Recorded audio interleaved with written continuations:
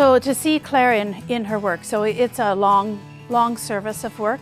She's been here over 50 years, and she doesn't have one specific job as a volunteer here. She does many things. She's been on the boards, all our different boards, forever. She's currently president of Our Ladies Auxilians, and she has just resigned recently from our foundation board. To act with kindness and to love justice and to walk with your Lord. And that pretty well sums up social justice. I trained in a nursing hospital that had sisters, and I came to Kelowna. Of course, the sisters were still here from 1955 till 1990. So here we have a young woman, and we know her time is short, and she wanted to leave a legacy for her family. We asked Clara if Clara would visit with her and write her life story for her. It was a marvelous act that Clara did.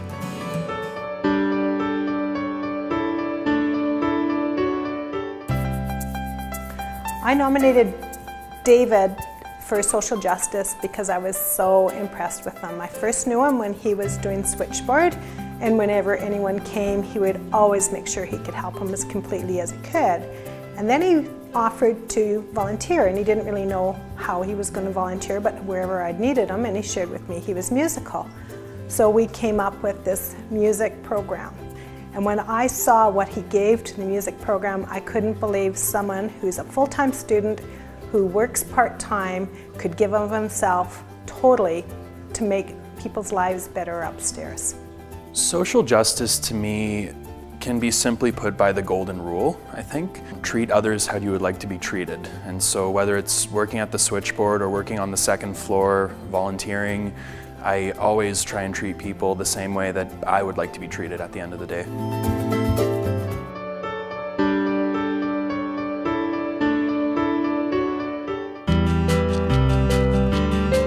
For Jerry to be nominated for social justice, she's always played an advocate for the community as making sure that people always received health care to the fullest extent.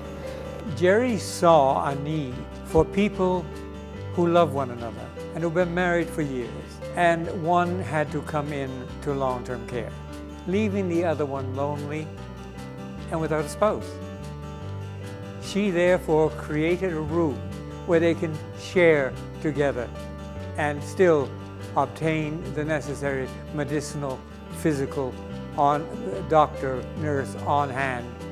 Jerry's been a mentor in my job. I can't say enough of her in the support that she has given me.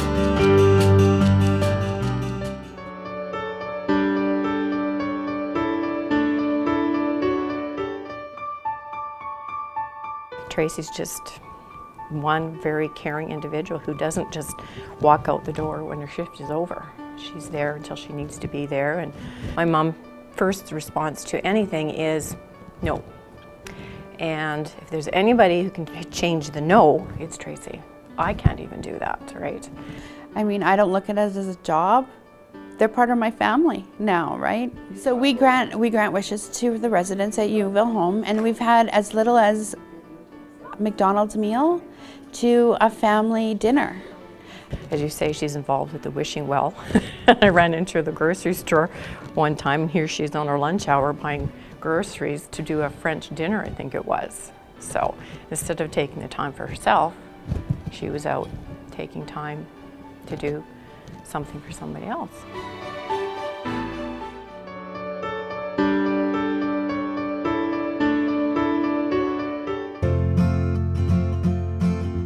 Why I nominated Val for social justice is because she has the natural ability to be impartial and non-judgmental, and the ability to execute decisions based on some solid decision-making that's fair.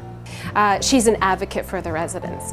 So she advocates on all levels for, if it's for money, I don't know, if she advocates to the families on behalf of the residents. You know, most days can be quite challenging, but you know, I've just fallen in love with the residents and the population that we serve. So I feel energized when I come to work every morning and I see the residents engaging in meaningful activities. She doesn't stop till she really feels that the patient obtains what's necessary and what's fair, ensuring that the best outcome and result for the patient is met.